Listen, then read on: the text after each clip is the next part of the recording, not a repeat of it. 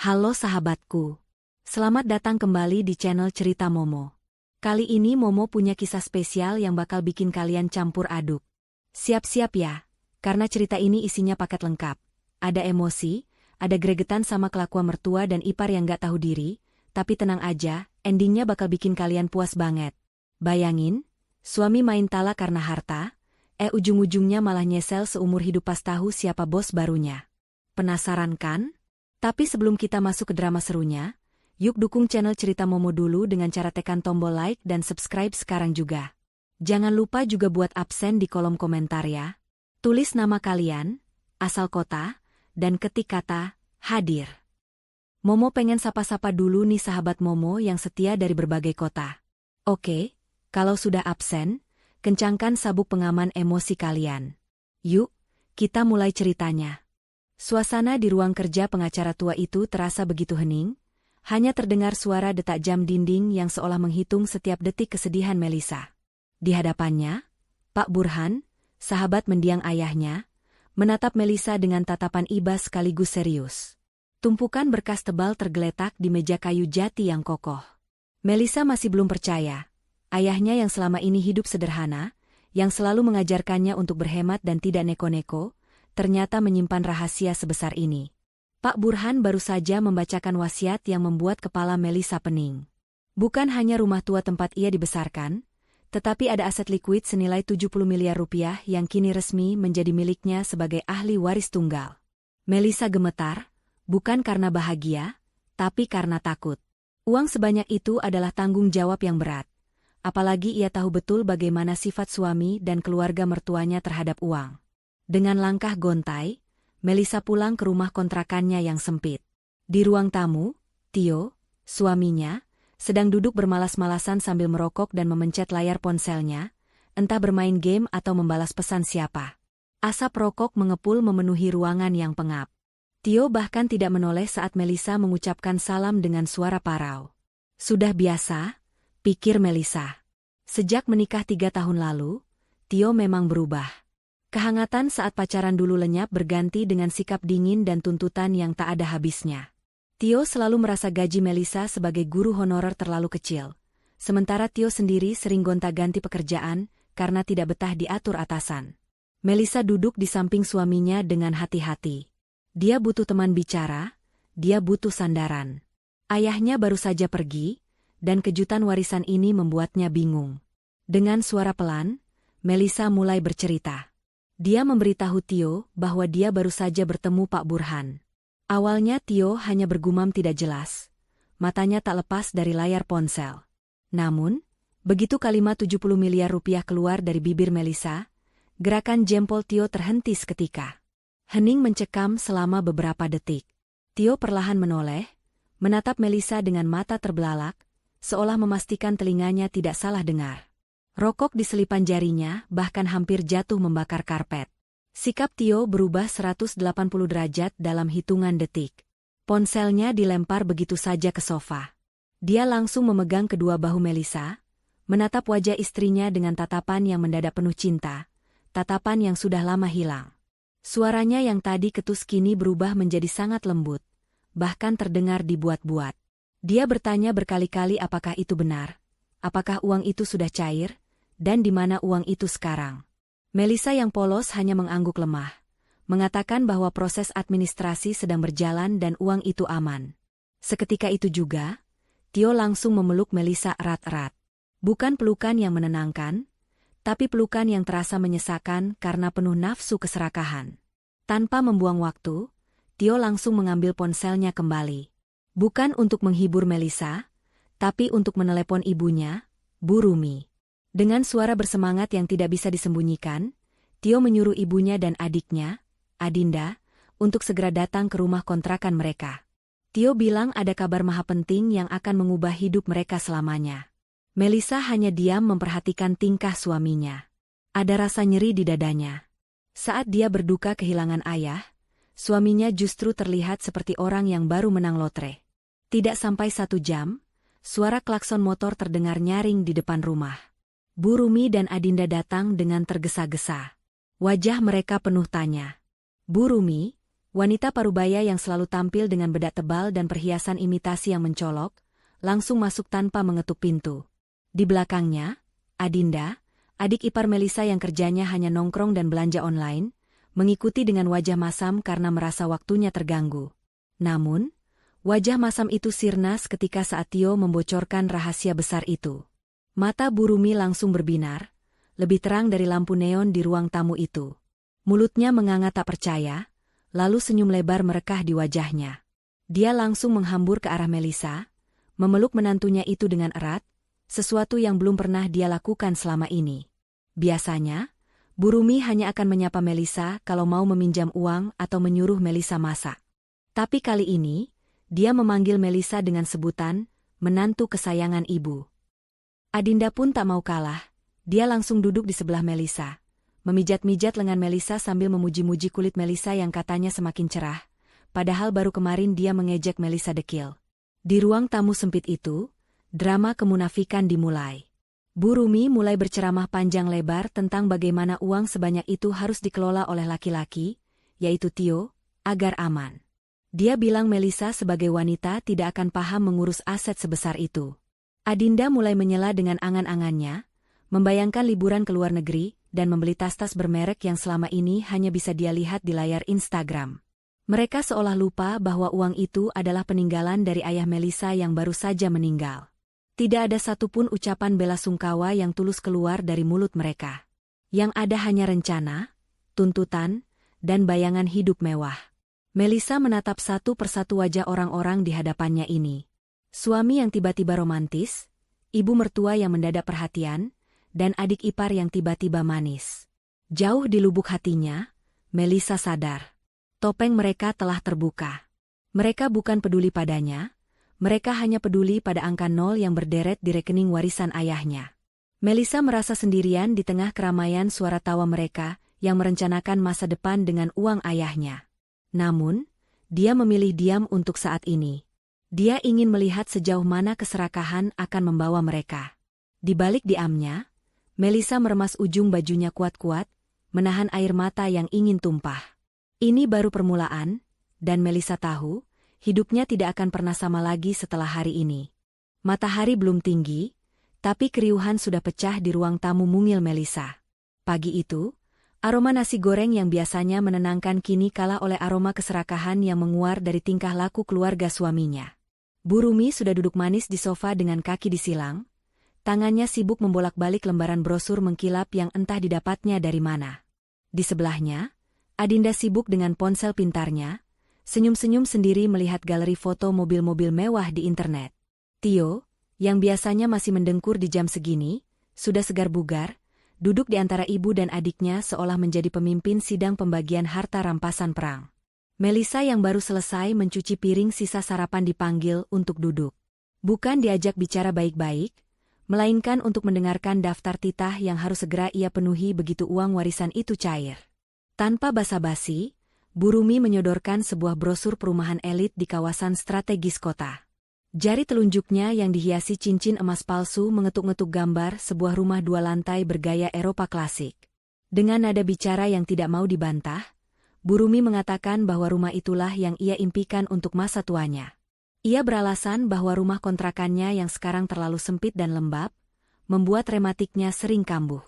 Namun, yang membuat dada Melisa sesak bukan hanya permintaan rumah mewah itu, melainkan syarat tambahannya. Bu Rumi meminta sertifikat rumah itu harus langsung atas nama dirinya, bukan atas nama Melisa ataupun Tio. Alasannya klise, agar ia merasa tenang dan dihargai sebagai orang tua. Padahal, harga rumah yang ditunjuk itu saja sudah memakan hampir 1/4 dari total warisan yang bahkan belum ada di tangan Melisa. Belum sempat Melisa menelan ludah karena terkejut dengan permintaan mertuanya, Adinda langsung menyela. Dengan gaya manja yang dibuat-buat, gadis itu merengek pada kakaknya, lalu beralih menatap Melisa.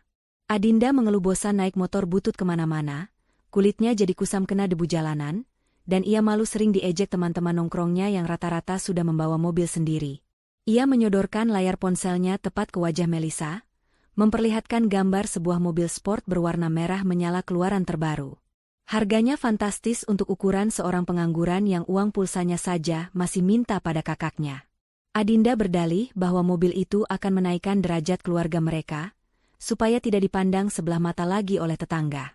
Melissa mencoba membuka mulut, ingin menjelaskan bahwa uang 70 miliar itu belum cair. Ia juga ingin mengingatkan bahwa ada prosedur hukum dan pajak yang harus diselesaikan, dan itu memakan waktu. Lagi pula, itu adalah uang peninggalan ayahnya yang merupakan hasil kerja keras seumur hidup, bukan uang kaget yang bisa dihamburkan dalam sekejap. Namun, suara lirih Melissa langsung tenggelam oleh suara bariton Tio. Bukannya membela istrinya atau memberi pengertian pada ibu dan adiknya untuk bersabar, Tio justru menekan Melissa. Wajahnya yang kemarin malam sempat manis, kini kembali terlihat kaku dan menuntut. Tio mulai mengeluarkan jurus manipulatifnya. Ia berbicara tentang kewajiban seorang istri solehah yang harus memuliakan suami dan keluarganya. Menurut Tio, rezeki istri adalah rezeki suami juga, dan membahagiakan mertua adalah kunci surga. Ia menyudutkan Melissa dengan kalimat-kalimat yang membuat Melissa merasa bersalah jika menolak. Tio berkata bahwa selama ini ibunya sudah menderita membesarkannya, jadi wajar jika sekarang saatnya memetik hasil. Ia seolah lupa bahwa yang punya uang adalah ayah Melissa, bukan hasil keringat Tio. Tio bahkan dengan entengnya berkata bahwa daftar permintaan ibu dan adiknya itu masih wajar, dan tidak seberapa dibandingkan total warisan yang didapat Melissa. Suasana semakin memanas ketika Melissa masih diam saja, tidak langsung mengiyakan. Bu Rumi mulai mendengus kesal, menyindir Melissa sebagai menantu pelit dan perhitungan. Ia mengungkit-ungkit masakan Melissa yang katanya kurang bumbu, atau cara Melissa menyetrika baju Tio yang kurang rapi, seolah mencari-cari kesalahan untuk membenarkan tuntutannya. Adinda pun ikut memanasi suasana dengan mengatakan bahwa kalau Melissa sayang pada Tio, seharusnya Melissa tidak berpikir dua kali untuk membelikan apa yang mereka minta. Melissa merasa dikeroyok di rumahnya sendiri. Ia merasa seperti sapi perah yang siap diperas susunya sampai habis.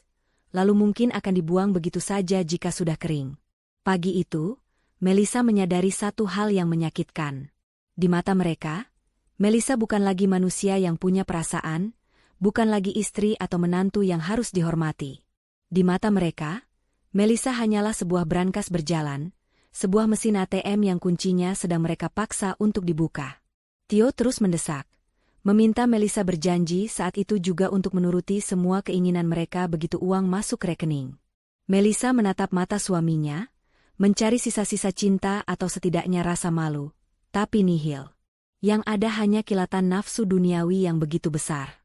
Melissa hanya bisa mengangguk pelan untuk meredakan situasi, sebuah anggukan terpaksa yang menyimpan bom waktu di dalam dadanya.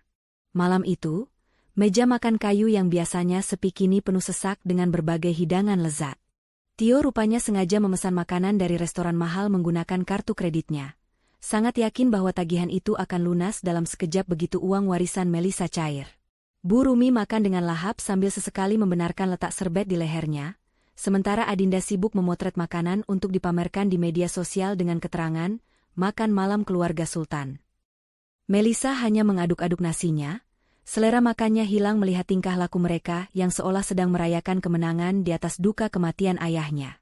Di tengah denting sendok dan garpu, Bu Rumi tiba-tiba berdeham keras, meminta perhatian. Ia meletakkan sendoknya dan menatap Melissa tajam. Pertanyaan yang ditakutkan Melissa akhirnya keluar juga. Ibu mertuanya itu menagih janji, mendesak kepastian kapan uang 70 miliar itu masuk rekening, karena ia sudah tidak sabar ingin segera pamer ke tetangga soal rumah barunya. Adinda pun ikut menimpali, bertanya warna mobil apa yang bagus untuknya nanti. Tio hanya diam sambil tersenyum simpul, menunggu jawaban memuaskan dari istrinya. Melissa menarik napas panjang. Ia meletakkan sendoknya perlahan. Ia tahu ini saatnya. Dengan suara yang tenang namun tegas, Melissa mengangkat wajahnya menatap mereka satu persatu. Ia mengatakan bahwa ia sudah memikirkan semuanya matang-matang. Melissa menegaskan bahwa uang warisan ayah adalah amanah untuk investasi masa depan dan modal usaha, bukan untuk dihambur-hamburkan membeli aset konsumtif seperti rumah mewah ataupun mobil sport yang tidak mendesak. Melissa dengan berani menolak mencairkan uang itu untuk memenuhi daftar keinginan mereka. Suasana di meja makan seketika berubah mencekam. Senyum di wajah Tio lenyap, berganti dengan raut merah pada menahan amarah. Bu Rumi langsung menggebrak meja hingga gelas air bergetar. Wanita parubaya itu berdiri, menunjuk wajah Melisa dengan telunjuk gemetar karena emosi. Caci maki mulai keluar dari mulutnya. Ia menyebut Melisa sebagai menantu durhaka, pelit, dan tidak tahu balas budi. Ia mengungkit-ungkit bahwa selama ini Melisa menumpang hidup pada anaknya, padahal kenyataannya gaji Melisa sering terpakai untuk menutupi kebutuhan dapur saat Tio malas bekerja. Adinda ikut memanasi suasana, menyebut Melisa egois dan ingin menikmati uang itu sendirian. Tio, yang merasa harga dirinya sebagai kepala keluarga diinjak-injak karena penolakan istrinya, ikut berdiri. Ia membentak Melisa dengan suara menggelegar. Ia merasa punya hak penuh atas harta istrinya. Baginya, penolakan Melisa adalah bentuk pembangkangan yang tidak bisa ditoleransi. Tio memaksa Melisa untuk mengubah keputusannya saat itu juga, atau Melisa akan menyesal. Namun, Melisa tetap pada pendiriannya. Ia menatap mata suaminya tanpa rasa takut sedikitpun. Ia berkata bahwa ia bersedia membantu kebutuhan keluarga, tapi tidak untuk gaya hidup dan gengsi yang tidak masuk akal. Melihat Melisa yang keras kepala, Bu Rumi semakin menjadi-jadi. Ia mendekati Tio, membisikkan hasutan jahat tepat di telinga anaknya. Ia berkata bahwa buat apa mempertahankan istri yang pelit dan tidak mau berbakti pada mertua.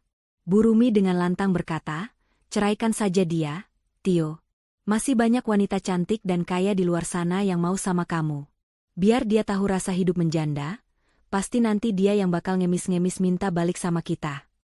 Kata-kata ibunya seperti bensin yang disiramkan ke api amarah Tio. Tanpa berpikir panjang, didorong oleh ego yang terluka dan keyakinan bodoh bahwa Melisa tidak akan bisa hidup tanpanya, Tio menatap Melisa dengan tatapan penuh kebencian. Ruang makan itu menjadi saksi bisu saat kalimat keramat itu meluncur deras dari mulut Tio. Dengan lantang dan penuh penekanan, Tio menjatuhkan talak 3 kepada Melisa saat itu juga. Ia mengusir Melisa, mengatakan bahwa mulai detik ini Melisa haram baginya dan harus angkat kaki dari rumah itu. Hening seketika. Bu Rumi dan Adinda tersenyum puas, merasa menang. Mereka berpikir gertakan ini akan membuat Melisa menangis, bersujud di kaki Tio, dan akhirnya menyerahkan semua uangnya demi tidak dicerai. Namun, reaksi Melisa di luar dugaan mereka. Tidak ada air mata, tidak ada raungan histeris. Melisa justru tersenyum tipis, senyum yang mengandung arti kelegaan luar biasa. Beban berat di pundaknya seolah terangkat. Tanpa mengucapkan sepatah kata pembelaan, Melisa berdiri dari kursinya. Ia berjalan tenang menuju kamar tidur, mengambil koper besar, dan mulai memasukkan pakaian-pakaiannya seadanya. Tio yang melihat itu dari ambang pintu kamar mulai merasa sedikit goyah, tapi gengsinya terlalu tinggi untuk menarik ucapan. Ia yakin ini hanya drama Melisa. Hanya butuh 10 menit bagi Melisa untuk berkemas. Ia menyeret kopernya keluar, melewati Tio, Bu Rumi, dan Adinda yang masih duduk di meja makan dengan wajah angkuh. Di depan pintu, Melisa berhenti sejenak, menoleh ke arah mantan suaminya itu. Ia mengucapkan terima kasih dengan nada datar, lalu melangkah keluar menembus malam yang dingin. Pintu tertutup perlahan, memisahkan Melisa dari para benalu yang selama ini menggerogoti hidupnya. Talak 3 itu, bagi Melisa, bukanlah akhir dunia, melainkan tiket emas menuju kebebasan yang sesungguhnya. Kepergian Melisa malam itu bukannya menyisakan kesedihan atau penyesalan, justru disambut seperti perayaan kemerdekaan oleh penghuni rumah kontrakan itu. Tio kembali duduk di meja makan dengan napas yang masih memburu sisa emosi, namun wajahnya perlahan menyeratkan kepuasan. Bu Rumi langsung menepuk-nepuk punggung putranya dengan bangga, memuji tindakan Tio sebagai langkah laki-laki sejati yang tidak mau diinjak-injak oleh istri. Bagi Bu Rumi, Melisa hanyalah benalu yang kebetulan beruntung mendapatkan warisan, dan sekarang benalu itu sudah berhasil dibuang. Mereka yakin seyakin-yakinnya bahwa Melisa hanya menggertak.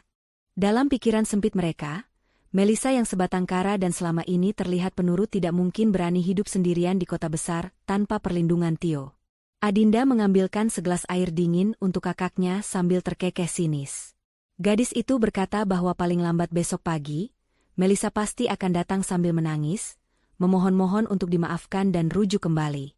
Mereka tertawa membayangkan skenario itu, membayangkan betapa nikmatnya nanti melihat Melisa berlutut menyerahkan semua asetnya demi status istri Tio kembali. Tidak ada sedikit pun kekhawatiran di benak mereka. Ego mereka sudah melambung terlalu tinggi, menutupi akal sehat. Makanan mewah yang sempat terabaikan di meja kini mereka santap kembali dengan lahap, seolah merayakan kemenangan besar melawan musuh yang tangguh, padahal musuh mereka hanyalah seorang wanita yang selama ini mereka tindas. Di tengah suasana euforia itu, Burumi mulai mengeluarkan teori hukum jalanannya yang menyesatkan. Dengan gaya sok tahu, wanita parubaya itu meyakinkan Tio bahwa meskipun mereka bercerai, Tio tetap berhak atas harta Melisa. Burumi berdalih soal harta Gonogini. Menurut logika bengkoknya, karena warisan itu didapat saat Melisa masih berstatus istri sah Tio, maka uang 70 miliar itu otomatis menjadi harta bersama yang harus dibagi dua, atau bahkan lebih besar bagiannya untuk suami sebagai kepala keluarga. Tio yang buta hukum mengangguk-angguk setuju. Matanya kembali berbinar membayangkan nominal uang yang akan masuk ke kantongnya tanpa perlu bekerja keras. Ia merasa berada di atas angin, yakin bahwa pengadilan agama pasti akan memihaknya. Keyakinan semu itulah yang menjadi awal petaka baru bagi mereka. Merasa sudah pasti akan menjadi miliarder dalam waktu dekat, Tio mulai kehilangan kendali atas nalarnya. Malam itu juga, ia membuka aplikasi pinjaman online di ponselnya. Dengan percaya diri, Tio mengajukan pinjaman dengan limit maksimal di beberapa aplikasi sekaligus. Ia berpikir, bunga tinggi bukan masalah, toh sebentar lagi dia akan punya uang bermiliar-miliar untuk melunasinya dalam sekali bayar. Uang pinjaman cair dalam hitungan menit, menambah rasa jumawa di dada Tio. Melihat saldo rekening Tio bertambah dari hasil hutang, Adinda langsung merengek minta dibelanjakan barang-barang branded di toko online yang sudah lama mengendap di keranjang belanjanya. Tanpa pikir panjang, Tio menyetujui. Ia membelikan adiknya tas dan sepatu mahal, serta memesan tiket liburan untuk akhir pekan nanti. Burumi pun tak mau ketinggalan. Ia meminta Tio mentransfer sejumlah uang untuk membeli perhiasan emas baru besok pagi di pasar, supaya bisa dipamerkan saat arisan ibu-ibu kompleks lusa. Tio menuruti semua permintaan itu bak Raja Minyak yang dermawan, padahal uang yang dihamburkan adalah uang panas yang akan mencekik lehernya sendiri. Malam semakin larut, namun rumah kontrakan itu masih riuh dengan rencana-rencana besar mereka. Mereka menyusun strategi untuk menekan Melisa. Tio berencana akan menyewa pengacara, bukan untuk mempertahankan rumah tangganya, tapi untuk memastikan ia mendapatkan bagian terbesar dari kue warisan itu. Mereka bahkan sudah membagi-bagi pos pengeluaran, renovasi rumah ibunya di kampung, membeli mobil sport untuk Adinda, dan modal Tio untuk bergaya seperti eksekutif muda. Tidak terlintas sedikit pun di benak mereka bahwa hukum warisan tidak mengenal pembagian Gonogini, karena warisan adalah hak mutlak penerima dan tidak bisa diganggu-gugat oleh pasangan. Ketidaktahuan yang dipelihara oleh keserakahan itu membuat mereka tidur nyenyak malam itu, bermimpi indah di atas bom waktu yang detiknya terus berjalan. Sementara di luar sana, Melisa sedang memulai langkah pertamanya menyusun kekuatan, jauh dari jangkauan tangan-tangan serakah yang kini mulai menggali lubang kubur mereka sendiri dengan hutang yang menumpuk. Pagi itu, sinar matahari menembus kaca jendela gedung perkantoran di kawasan Segitiga Emas Jakarta, menyinari wajah Melisa yang kini tampak berbeda. Tidak ada lagi daster kusam atau wajah lelah habis menangis. Melisa duduk tegak di kursi kulit empuk di hadapan Pak Burhan, pengacara kepercayaan almarhum ayahnya. Penampilannya kini lebih rapi, meski masih sederhana, namun sorot matanya memancarkan ketegaran yang baru tumbuh. Di meja, terhampar dokumen-dokumen penting yang jauh lebih rumit daripada sekadar sertifikat deposito bank yang kemarin sempat ia ceritakan pada Tio. Pak Burhan tersenyum bijak, lalu mulai membuka lembaran rahasia yang selama ini dijaga ketat oleh mendiang ayah Melisa. Pengacara tua itu menjelaskan bahwa uang tunai 70 miliar itu hanyalah puncak gunung es. Aset sesungguhnya terletak pada portofolio investasi yang tersebar di beberapa sektor. Namun, ada satu berkas tebal bersampul merah yang ditarik Pak Burhan ke hadapan Melisa. Dengan nada serius, Pak Burhan menjelaskan bahwa ayah Melisa adalah salah satu pemegang saham prioritas di sebuah grup perusahaan manufaktur besar. Perusahaan itu belakangan ini sedang goyah, dililit hutang manajemen lama, dan terancam gulung tikar jika tidak ada suntikan dana segar atau akuisisi dari investor baru. Jantung Melisa berdegup kencang saat membaca nama perusahaan yang tertulis di kop surat dokumen itu, PT Gemilang Sentosa. Nama itu begitu akrab di telinganya. Itu adalah tempat Tio bekerja selama 5 tahun terakhir. Tempat yang selalu dibanggakan Tio sebagai perusahaan bona fide, tempat di mana Tio sering merendahkan Melissa dengan berkata bahwa dunia kerja di sana sangat keras dan tidak cocok untuk wanita rumahan seperti dirinya. Ironi ini begitu menohok. Suaminya, Ahralat, mantan suaminya, bekerja membanting tulang, menjilat atasan, dan menyombongkan diri di perusahaan yang sebagian kepemilikannya ternyata ada di tangan mertua yang selama ini tidak pernah dia hargai. Pak Burhan melanjutkan penjelasannya. Dengan uang tunai 70 miliar yang kini cair, Melissa memiliki opsi emas. Dia bisa memilih untuk hidup tenang dengan uang itu dan membiarkan saham ayahnya tergerus hilang karena kebangkrutan perusahaan, atau dia bisa menggunakan uang itu untuk melakukan buyout, membeli sisa saham mayoritas, menyuntikkan modal, dan mengambil alih kendali penuh atas perusahaan itu. Jika Melissa memilih opsi kedua, dia tidak hanya menyelamatkan warisan ayahnya, tapi juga menyelamatkan nasib ratusan karyawan yang terancam PHK. Melissa terdiam sejenak. Ingatannya melayang pada wajah Angku Tio saat melempar talak 3, pada wajah meremehkan Burumi, dan pada tawa mengejek Adinda. Jika ia mengambil alih perusahaan ini, ia akan menjadi pemegang kekuasaan tertinggi di tempat Tio mencari nafkah.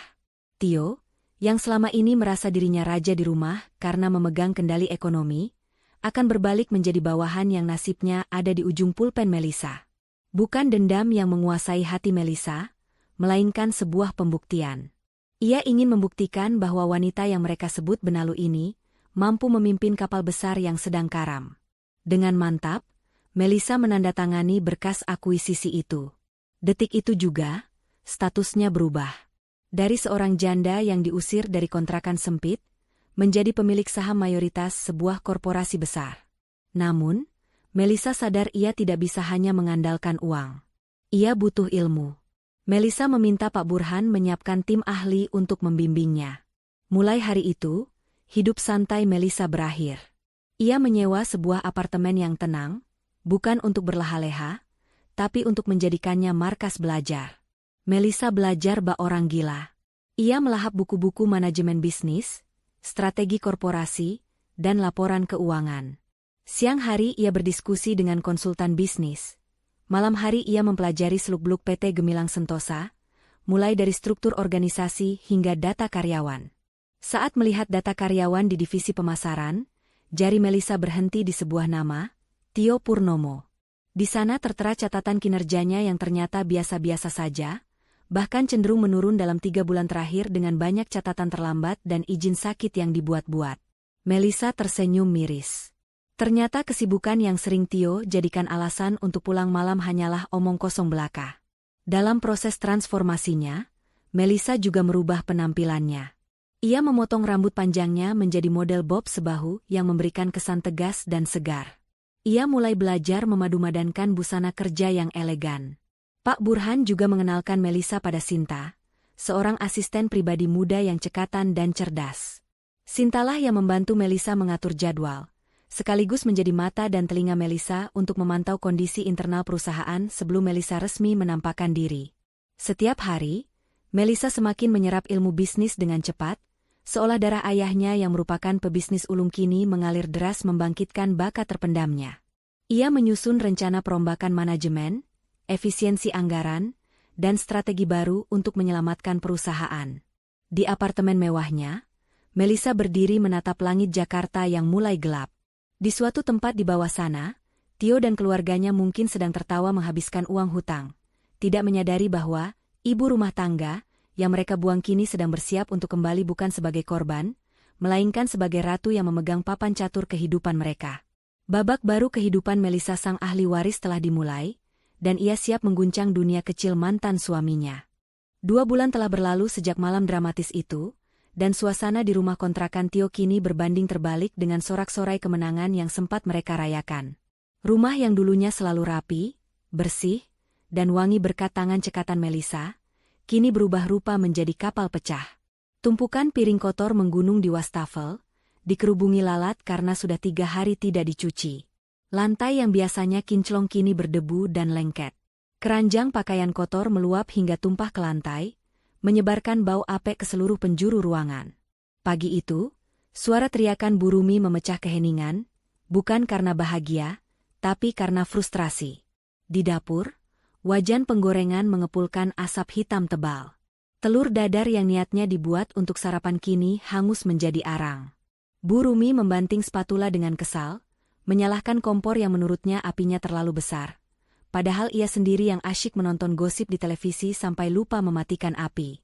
Seumur hidupnya dimanja dan kemudian dilayani menantu, Bu Rumi kikuk melakukan pekerjaan rumah tangga dasar. Ia berteriak memanggil Adinda untuk membantu membereskan kekacauan itu, tapi yang dipanggil malah menyahut malas dari dalam kamar, beralasan sedang sakit perut, padahal sebenarnya sedang sibuk maraton drama Korea di ponselnya. Tio keluar dari kamar dengan penampilan yang jauh dari kata prima. Kemeja kerjanya terlihat kusut karena tidak ada yang menyetrikakan, kerah bajunya sedikit dekil, dan wajahnya tampak kusam kurang tidur. Lingkaran hitam di bawah matanya semakin jelas, tanda beban pikiran yang menumpuk. Dulu, setiap pagi kopi hangat dan sarapan bergizi sudah tersedia di meja. Sepatu kerjanya sudah disemir mengkilap, dan bekal makan siang sudah rapi di dalam tas. Kini, Tio harus sarapan roti tawar yang sudah agak keras. Menelan ludah pahit melihat kenyataan bahwa tanpa Melisa, hidup mereka berantakan secara harfiah. Bukan hanya urusan domestik yang mencekik leher mereka, tapi teror yang lebih nyata mulai menghantui, tagihan. Uang pinjaman online yang dicairkan Tio 2 bulan lalu dengan penuh percaya diri itu, kini habis tak bersisa. Sebagian besar ludes untuk membeli tas dan sepatu Adinda, perhiasan Bu Rumi, dan gaya hidup sokaya Tio yang mentraktir teman-temannya demi gengsi. Sekarang, jatuh tempo pembayaran sudah lewat. Ponsel Tio tidak berhenti berdering, bukan dari klien bisnis, melainkan dari nomor-nomor asing penagih hutang yang mulai menggunakan nada ancaman kasar. Pesan-pesan intimidasi membanjiri WhatsApp Tio, membuatnya paranoid setiap kali ponselnya bergetar. Di meja makan yang penuh remah roti, Adinda keluar kamar dengan wajah cemberut. Tanpa peduli kakaknya sedang pusing memijat pelipis, gadis itu langsung menadahkan tangan. Ia merengek minta uang bensin untuk mobil barunya, mobil yang dibeli dengan skema kredit macet yang kini juga mulai ditagih leasing. Adinda mengeluh tidak punya uang sepeser pun untuk nongkrong nanti sore. Tio yang sumbunya sudah pendek langsung meledak. Ia membentak adiknya, mengatakan bahwa gajinya bulan ini sudah habis dipotong cicilan hutang dan biaya makan sehari-hari yang membengkak karena mereka selalu beli makanan jadi. Adinda yang tidak terima dibentak langsung mengadu pada Bu Rumi. Sang ibu, bukannya menenangkan, malah ikut menyudutkan Tio. Bu Rumi mengeluh uang belanja yang diberikan Tio semakin sedikit, tidak cukup untuk membeli kebutuhan dapur dan skincare-nya. Ia menyalahkan Tio yang dianggap tidak becus mengurus keuangan. Tio hanya bisa terdiam menahan amarah. Dadanya sesak. Ia baru sadar, selama ini Melisa lah yang pintar mengatur gajinya yang pas-pasan itu, hingga cukup untuk menabung dan hidup layak. Tanpa manajemen keuangan Melisa, gaji Tio terasa seperti air yang bocor dari ember pecah. Kekacauan di rumah terbawa hingga ke kantor. Di tempat kerja, performa Tio merosot tajam. Ia sering datang terlambat karena harus berebut kamar mandi dengan Adinda, atau terjebak macet karena bangun kesiangan. Di meja kerjanya, Tio sering melamun, memikirkan bagaimana cara menutup lubang hutang yang semakin menganga. Laporan-laporan pekerjaannya banyak yang salah ketik dan datanya tidak akurat. Beberapa kali ia ditegur keras oleh manajernya di depan rekan-rekan kerja, membuat harga dirinya semakin terkoyak. Rekan-rekan kerjanya mulai berbisik-bisik melihat perubahan Tio yang dulu rapi dan sombong, kini lusuh dan sering terlihat cemas. Di tengah keputusasaan itu, Tio teringat satu-satunya jalan keluar instan, Melisa. Tio berpikir, mungkin sudah saatnya ia menurunkan sedikit gengsinya untuk menghubungi mantan istrinya itu. Ia yakin Melisa pasti masih mencintainya dan mau membantu melunasi hutang-hutangnya, atau setidaknya membagi sedikit uang warisan itu. Dengan tangan gemetar, Tio mencoba menelepon nomor Melisa. Namun, jawaban operator seluler yang dingin menyambut telinganya, nomor yang Anda tuju sedang tidak aktif atau berada di luar jangkauan. Tio mencoba lagi, dan lagi. Ia mencoba mengirim pesan WhatsApp, tapi hanya centang satu kelabu yang muncul. Foto profil Melisa sudah hilang. Ia diblokir total. Kepanikan mulai merayapi Tio. Ia mencoba menghubungi lewat akun media sosial, tapi Melisa sudah menghapus semua jejak digitalnya atau mengganti nama akun. Tio bahkan nekat menyuruh Adinda pergi ke rumah kontrakan lama tempat Melisa mungkin mengungsi, tapi Adinda pulang dengan tangan hampa, melaporkan bahwa rumah itu kosong melompong. Kenyataan pahit mulai menampar Tio dan keluarganya. Melissa benar-benar pergi. Dia bukan menggertak, dia menghilang seperti ditelan bumi. Bu Rumi yang mendengar kabar bahwa Melissa tidak bisa dihubungi mulai menangis histeris, bukan karena rindu, tapi karena bayangan rumah mewah impiannya mulai buyar. Ia mulai menyalahkan Tio lagi, menuduh Tio terlalu kasar waktu mengusir Melissa. Padahal, dialah yang paling keras mengompori Tio malam itu. Di ruang tamu yang berantakan itu, 3 manusia serakah itu kini saling menyalahkan, terperangkap dalam jerat kemiskinan yang mereka buat sendiri, sementara bayang-bayang debt collector semakin mendekat di depan pintu pagar. Mereka mulai sadar, tanpa Melissa, mereka hanyalah parasit yang kehilangan inangnya. Suasana di kantor PT Gemilang Sentosa hari itu terasa berbeda dari biasanya. Jika biasanya lorong-lorong kantor dipenuhi suara gesekan sepatu dan dering telepon yang sibuk, hari ini udara terasa berat oleh ketegangan yang menggantung. Di pantry, di toilet, hingga di sudut-sudut kubikel, para karyawan bergerombol kecil, berbisik-bisik dengan wajah cemas. Desas-desus yang selama ini hanya menjadi angin lalu kini berubah menjadi badai nyata. Perusahaan akan segera diakuisisi. Kabar burung mengatakan bahwa jajaran direksi lama sudah menyerah mengatasi krisis keuangan, dan seorang investor misterius telah membeli saham mayoritas untuk menyelamatkan kapal yang nyaris karam ini. Tio, yang baru saja kembali dari jam istirahat makan siang yang diperpanjang sendiri, menangkap gelagat aneh ini. Ia menguping pembicaraan 2 staf HRD di dekat mesin fotokopi. Mereka membicarakan tentang bos baru, yang kabarnya akan melakukan perombakan besar-besaran minggu depan. Bukannya merasa cemas mengingat kinerjanya yang jeblok belakangan ini, otak Tio justru memutar skenario yang menguntungkan dirinya. Sifat narsisistik dan rasa percaya dirinya yang tak berdasar kembali muncul. Tio berpikir, pergantian kepemilikan ini adalah peluang emas. Dalam logika Tio yang sempit, investor baru pasti orang asing yang tidak tahu menahu soal internal perusahaan. Mereka pasti butuh orang-orang lama yang loyal dan berpengalaman, seperti dirinya untuk menjadi mata dan telinga. Tio membayangkan dirinya akan menjadi orang kepercayaan bos baru tersebut. Ia sudah menyusun rencana di kepalanya. Ia akan menjadi penjilat nomor 1, melaporkan kesalahan rekan-rekan kerjanya, dan mempromosikan dirinya sendiri sebagai karyawan teladan. Bayangan kenaikan gaji, promosi jabatan, dan bonus besar menari-nari di pelupuk matanya. Ia lupa bahwa data absensinya merah dan target penjualannya tidak pernah tercapai 2 bulan terakhir. Dengan semangat palsu yang membara, Tio pulang ke rumah sore itu lebih cepat. Wajahnya yang kemarin kusut kini tampak cerah, seolah ia baru saja memenangkan lotre lagi. Begitu masuk rumah, ia melihat Bu Rumi sedang memijit keningnya yang ditempeli koyo, pusing memikirkan tukang sayur yang tadi pagi menagih hutang dengan suara keras.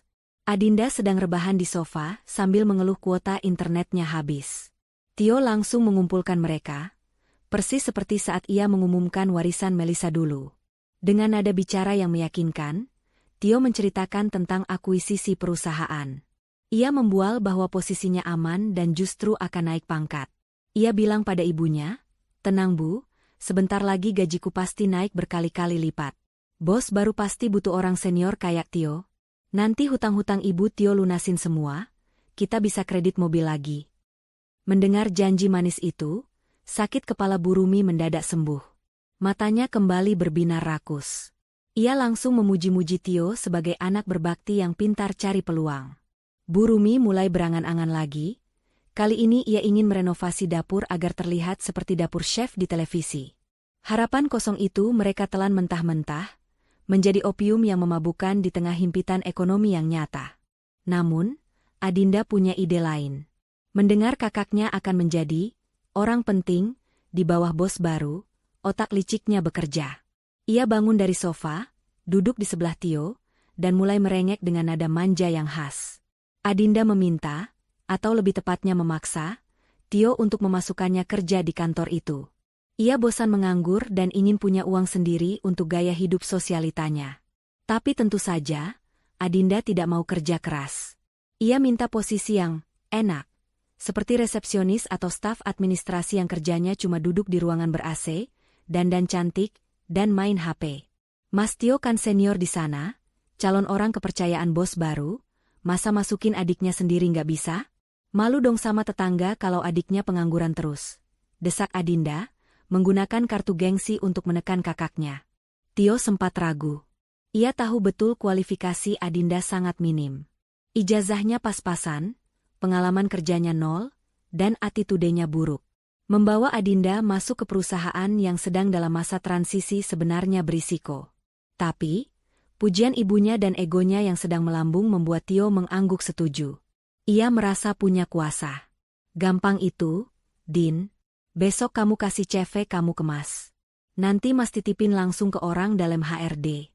Bilang aja kamu adiknya Pak Tio, pasti langsung diterima. Apalagi nanti bos barunya belum kenal siapa-siapa, kita bisa atur.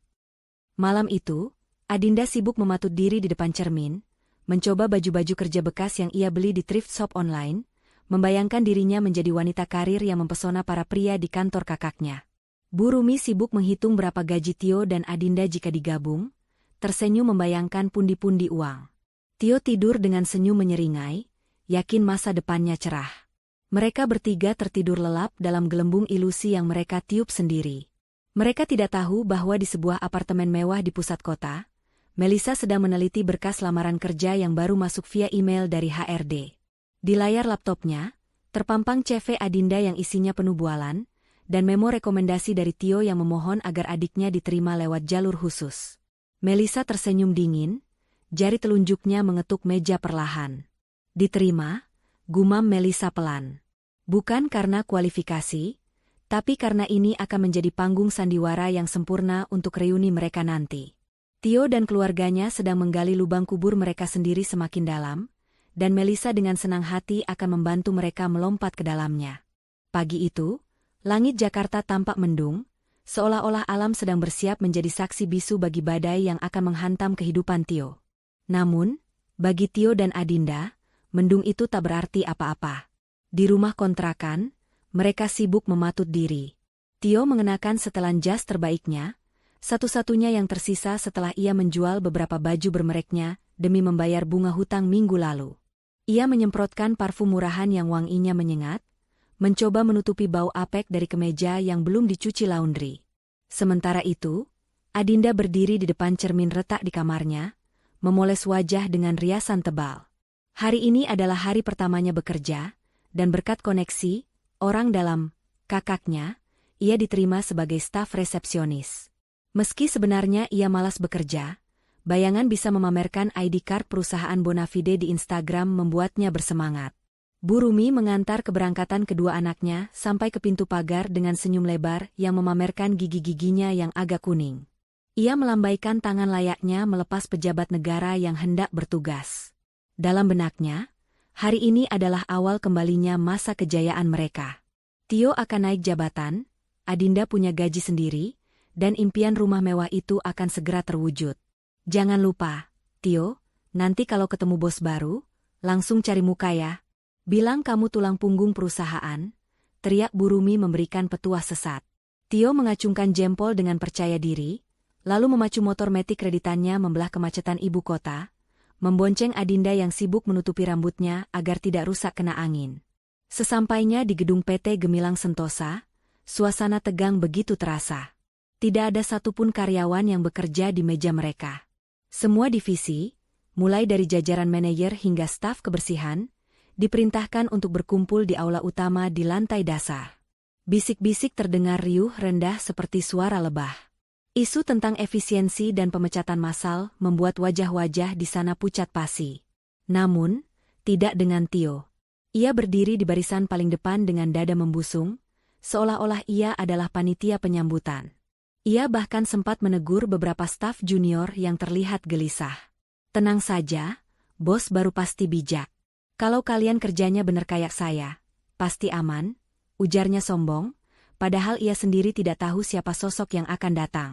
Adinda, yang mengenakan seragam resepsionis yang sedikit kekecilan di bagian pinggang, menyelinap masuk ke aula dan berdiri di dekat kakaknya. Ia berbisik, "Mas, mana bosnya?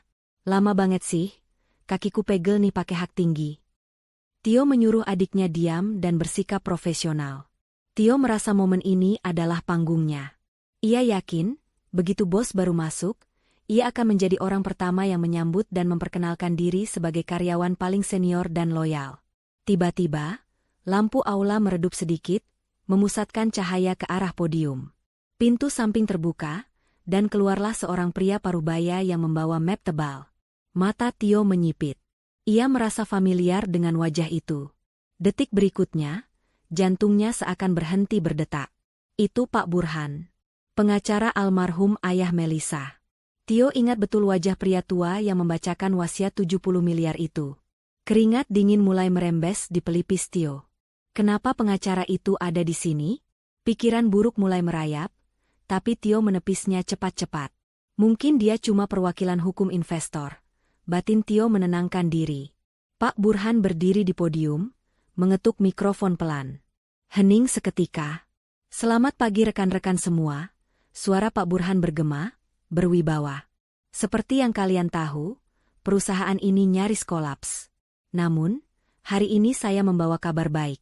Ada seorang investor tunggal yang telah mengambil alih 100% saham perusahaan dan menyuntikkan dana segar untuk menyelamatkan karir kalian semua. Tio menghela napas lega. Setidaknya perusahaannya selamat. Ia kembali tersenyum, siap memasang wajah paling manis. Tanpa berlama-lama lagi, lanjut Pak Burhan, suaranya meninggi. Mari kita sambut pemilik baru sekaligus Direktur Utama PT Gemilang Sentosa, Ibu Melisa Anggraini. Nama itu meledak di telinga Tio lebih keras dari suara petir. Waktu seolah berhenti. Tio mematung, mulutnya menganga lebar, matanya melotot nyaris keluar. Di sebelahnya, Adinda menutup mulut dengan kedua tangannya, matanya terbelalak horor. Belum sempat otak mereka memproses kejutan itu, pintu utama aula terbuka lebar secara otomatis. Langkah kaki terdengar tegas. Tak tak tak. Bunyi sepatu hak tinggi mahal memecah keheningan. Sosok itu masuk. Bukan Melisa yang dulu memakai daster lusuh dengan rambut diikat karet gelang. Di hadapan ratusan karyawan itu, berjalan seorang wanita muda yang mempesona.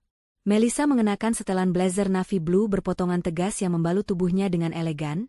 Rambut model bobnya yang hitam berkilau bergoyang lembut seiring langkahnya yang penuh percaya diri. Di belakangnya, Sinta sang asisten dan dua orang pengawal berjalan tegap mengiringi. Aura kekuasaan memancar begitu kuat darinya, membuat siapapun yang melihatnya akan menunduk segan. Melisa berjalan membelah kerumunan karyawan yang otomatis menyingkir memberi jalan. Ia tidak menoleh ke kiri atau kanan. Pandangannya lurus tajam ke depan, menuju podium. Saat ia melewati barisan depan, langkahnya melambat sedikit. Ia menoleh ke samping, tepat ke arah Tio yang berdiri seperti patung batu yang retak. Tio gemetar hebat. Lututnya lemas. Ia ingin bicara, ingin memanggil nama istrinya, tapi suaranya tercekat di tenggorokan. Sosok di depannya ini begitu asing, begitu tinggi, dan begitu tak tersentuh. Melisa menatap Tio selama 2 detik yang terasa seperti 2 abad bagi Tio. Tatapan itu dingin, menusuk, dan tak ada sedikit pun rasa rindu di sana. Hanya ada tatapan seorang ratu yang melihat rakyat jelata yang pernah mengkhianatinya. Melisa kemudian mengalihkan pandangannya ke Adinda yang sudah pucat seperti mayat hidup. Sudut bibir Melisa terangkat sedikit, membentuk senyum miring yang mengerikan. Tanpa berkata apa-apa, Melisa kembali melangkah naik ke podium. Ia berdiri di sana, menatap ratusan pasang mata yang menatapnya kagum sekaligus takut. Selamat pagi, suara Melisa terdengar jernih dan tegas melalui pengeras suara, berbeda jauh dengan suara lirih yang dulu sering memohon uang belanja pada Tio. Saya Melisa. Mulai hari ini, aturan main di sini berubah. Saya tidak mentolerir ketidakjujuran, kemalasan, dan benalu. Kata terakhir itu diucapkan dengan penekanan khusus. Matanya kembali melirik tajam ke arah Tio yang kini merasa dunia di sekelilingnya runtuh. Di tengah aula yang dingin ber-AC itu, Tio bermandikan keringat dingin, menyadari bahwa mimpi buruknya baru saja dimulai. Sang istri yang ia buang seperti sampah, kini kembali sebagai penguasa yang memegang nasib hidup dan matinya. Suasana aula utama itu mendadak senyap, hanya terdengar dengung halus dari mesin pendingin ruangan yang seolah membekukan ketegangan di udara. Melisa duduk dengan anggun di kursi yang telah disiapkan di atas podium, membuka map tebal berbahan kulit dengan gerakan perlahan yang penuh intimidasi. Di sampingnya, Sinta dengan sigap menghubungkan laptop ke proyektor utama. Cahaya terang menembak ke layar raksasa di belakang Melissa, menampilkan tulisan besar yang membuat nyali ratusan karyawan menciut, evaluasi efisiensi integritas SDM. Perusahaan ini bukan yayasan amal. Suara Melissa bergema jernih melalui pengeras suara, nadanya datar namun setiap katanya tajam menghunus. Manajemen lama mungkin membiarkan ketidakkompetenan merajalela, tapi di bawah pimpinan saya, kita bicara soal data dan fakta. Hari ini, kita akan melakukan audit terbuka. Agar kalian semua paham standar apa yang saya terapkan. Melissa menatap lurus ke arah barisan depan, matanya berhenti tepat pada sosok Adinda yang berdiri gelisah di samping Tio. Gadis itu mencoba tersenyum. Sebuah senyuman kaku yang dipaksakan, berharap statusnya sebagai mantan adik ipar akan memberinya tiket emas. Ia bahkan sempat melambaikan tangan kecil, gestur sok akrab yang membuat beberapa staf lain mengernyit. Kita mulai dari rekrutmen paling baru yang janggal. Divisi Front Office. Saudari Adinda, panggil Melissa dingin. Jantung Adinda melonjak. Dengan langkah canggung, ia maju mendekati podium, suara hak sepatunya terdengar berisik memecah keheningan. Iya, Mbak Bu Melissa. Saya siap kerja, Bu. Saya kan. Diam. Potong Melissa tegas. Ia tidak menatap Adinda, melainkan menatap layar tablet di tangannya. Sinta, bacakan data rekrutmennya. Sinta membaca dengan suara lantang yang bisa didengar seluruh ruangan. Adinda Putri. Masuk minggu lalu tanpa melalui psikotes, wawancara, ataupun tes administrasi. Tidak memiliki kualifikasi yang sesuai. Catatan kehadiran, 3 hari kerja, 2 kali terlambat lebih dari 1 jam. Laporan CCTV menunjukkan 70% jam kerja dihabiskan bermain ponsel dan bersuah foto di area lobi saat tamu menunggu. Gumaman riuh terdengar dari barisan belakang. Wajah Adinda merah padam, antara malu dan marah. Ia mencoba membela diri, menoleh panik ke arah Tio. Tapi kan Mas Tio yang masukin aku. Mas Tio bilang aman kok. Saya tidak peduli siapa, orang dalam, kamu. Sela Melissa, matanya kini menatap Adinda tajam. Perusahaan ini tempat bekerja profesional, bukan tempat penitipan keluarga yang tidak punya skill. Kamu masuk lewat jendela, sekarang silakan keluar lewat pintu. Kamu dipecat. Security, tolong antar dia keluar area gedung sekarang juga. Adinda ternganga tak percaya. Ia ingin memprotes, tapi 2 petugas keamanan bertubuh tegap sudah berdiri di sampingnya. Dengan air mata yang mulai tumpah karena malu luar biasa, Adinda digiring keluar aula, meninggalkan jejak drama yang memalukan dan suara isak tangis yang perlahan menjauh. Kini, giliran Tio. Pria itu berdiri kaku seperti patung, keringat dingin membasahi kemeja di balik jasnya yang mulai terasa sesak. Ia baru saja melihat adiknya diusir seperti pencuri, dan kini tatapan mematikan Melissa terkunci padanya. Selanjutnya, ucap Melissa, suaranya sedikit melambat, memberi penekanan pada setiap suku kata. Senior staf pemasaran. Tio Purnomo. Layar proyektor berubah tampilan. Kali ini bukan teks, melainkan grafik batang berwarna merah yang menukik tajam ke bawah. Itu adalah data penjualan Tio. Di sebelahnya, terpampang daftar riwayat aktivitas harian yang penuh dengan tanda merah. Bisa Anda jelaskan grafik, prestasi, ini, Pak Tio? Tanya Melissa dengan nada sindiran yang halus namun telak. Tio menelan ludah, tenggorokannya terasa tercekat. Ia mencoba bicara, suaranya parau. Itu karena pasar lagi lesu, Bu. Kondisi ekonomi sedang berat, jadi target susah dikejar. Jangan menyalahkan ekonomi, potong Melissa cepat. Ia menekan tombol di tetikusnya. Layar berganti menampilkan grafik perbandingan.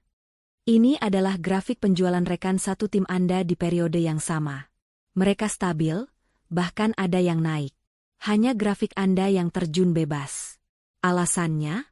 Mari kita lihat aktivitas harian Anda. Layar kembali berganti. Terpampang jelas daftar, izin sakit, meeting luar, tanpa laporan, dan jam kedatangan yang selalu telat. 3 bulan terakhir, Anda tercatat sering menghilang saat jam kerja dengan alasan meeting.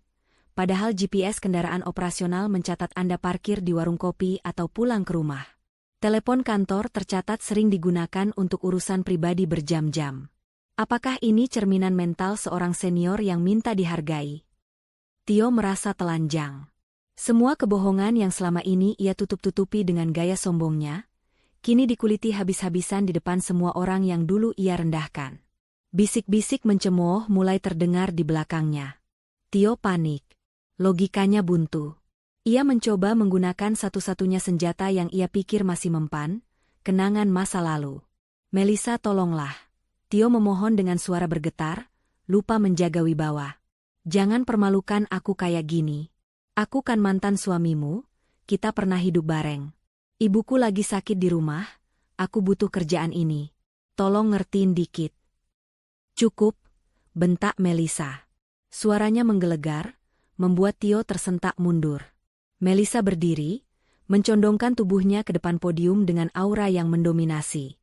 Pak Tio, dengar baik-baik. Di ruangan ini, saya bukan Melisa istri yang bisa kamu bentak atau kamu manfaatkan uang belanjanya. Di sini, saya adalah direktur utama, atasan kamu. Jangan bawa-bawa drama pribadi murahan untuk menutupi ketidakbecusan kamu bekerja. Kata-kata itu menampar Tio lebih keras daripada tamparan fisik. Ia terdiam 1000 bahasa, wajahnya pucat pasi. Ia menyadari satu hal mengerikan, Melisa benar-benar sudah membunuhnya secara profesional. Tidak ada lagi Melisa yang lugu. Yang ada hanyalah seorang pemimpin besi yang siap menjatuhkan vonis terakhir. Melisa kembali duduk, menutup mapnya dengan suara buk yang keras, menandakan bahwa sesi pembelaan diri sudah habis. Tatapannya dingin saat ia mempersiapkan kalimat terakhir, untuk menentukan nasib mantan suaminya itu di babak selanjutnya. Suasana hening di aula itu semakin mencekam. Tio masih berdiri mematung, wajahnya menunduk dalam, tidak berani menatap mata ratusan karyawan lain yang kini memandangnya dengan campuran rasa kasihan dan jijik. Melisa kembali membuka suara, memecah kebisuan dengan nada yang tenang namun penuh otoritas. Ia tidak berteriak, tapi setiap kalimatnya terasa mencengkeram leher Tio. Pak Tio, panggil Melisa, membuat Tio tersentak kaget. Berdasarkan data pelanggaran indisipliner dan manipulasi laporan yang Anda lakukan, seharusnya saya langsung memecat Anda secara tidak hormat hari ini juga. Dan jika itu terjadi, nama Anda akan masuk daftar hitam Asosiasi HRD. Anda tidak akan pernah bisa bekerja di perusahaan bonafide manapun lagi. Tio gemetar. Kakinya lemas. Bayangan pengangguran, tagihan pinjol yang menumpuk, dan rengekan ibunya yang menuntut kemewahan berputar-putar di kepalanya. Jika dia dipecat, habislah sudah. Tapi, lanjut Melisa, memainkan ritme ketegangan itu dengan apik. Saya masih menghargai sisa-sisa masa lalu profesional Anda di sini. Jadi, saya memberikan 2 opsi. Pilihan ini mutlak dan harus Anda ambil sekarang juga. Melisa memberi isyarat pada Sinta. Di layar proyektor, muncul peta kepulauan Indonesia. Sebuah titik merah berkedip di area terpencil di ujung pulau seberang, jauh dari hiruk-pikuk ibu kota. Opsi pertama, Anda mengundurkan diri sekarang juga. Tanpa pesangon, karena Anda terbukti melanggar kontrak kerja berat. Silakan keluar dan hadapi penagih hutang Anda sebagai pengangguran, ucap Melisa dingin. Tio menahan napas. Itu sama saja bunuh diri. Opsi kedua, mutasi, kata Melisa sambil menunjuk titik merah di peta. Perusahaan baru saja membuka kantor cabang perintis di daerah pelosok. Kami butuh orang untuk mengawasi gudang logistik di sana. Jabatan Anda turun menjadi staf gudang. Gaji menyesuaikan UMR daerah setempat, tanpa tunjangan kendaraan, dan tanpa fasilitas tempat tinggal. Anda harus berangkat besok subuh. Tio terbelalak. Gaji UMR daerah pelosok? Itu kecil sekali, Bu. Mana cukup buat bayar cicilan saya? Mana cukup buat kirim ke ibu saya? Protes Tio tanpa sadar. Itu bukan urusan perusahaan, potong Melisa tajam. Itu urusan manajemen keuangan pribadi Anda. Jadi, mana yang Anda pilih? Keluar dan jadi pengangguran, atau tetap bekerja tapi memulai dari nol di tempat yang tidak ada sinyal internet? Tio terdiam. Ia terjebak. Ia tahu betul kondisi keuangannya hancur lebur. Setidaknya dengan gaji UMR, ia masih punya pemasukan, meski sangat kecil. Harga dirinya sebagai suami sukses, dan karyawan senior, luluh lantak di lantai aula itu. Dengan berat hati, diiringi rasa malu yang membakar ubun-ubun, Tio mengangguk lemah. Saya ambil mutasinya, Bu, jawab Tio lirih, nyaris tak terdengar.